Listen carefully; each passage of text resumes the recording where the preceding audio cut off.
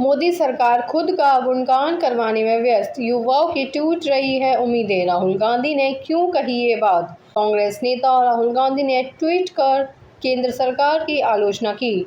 उन्होंने कहा कि भारत में युवाओं की सबसे बड़ी समस्या बेरोजगारी सीधे तौर पर वोट चोरी से जुड़ी है।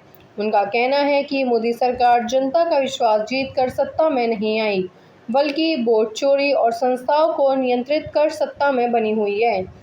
कांग्रेस सांसद राहुल गांधी ने अपने ट्वीट में लिखा कि जब कोई सरकार सत्ता में आती है तो उसका पहला कर्तव्य युवाओं को रोजगार और अवसर देना होता है।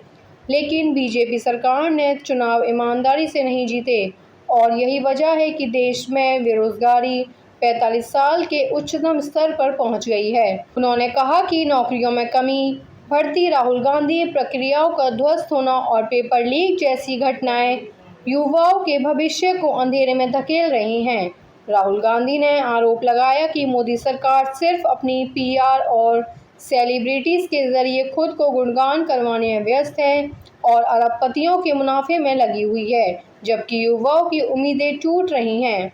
वहीं एनसीपी-एसपी प्रमुख शरद पवार ने मंगलवार को दावा किया कि जब भी कांग्रेस सांसद राहुल गांधी चुनाव आयोग की कार्य प्रणाली को लेकर सवाल उठाते हैं तो बीजेपी नेता नियमित रूप से जवाब देते हैं।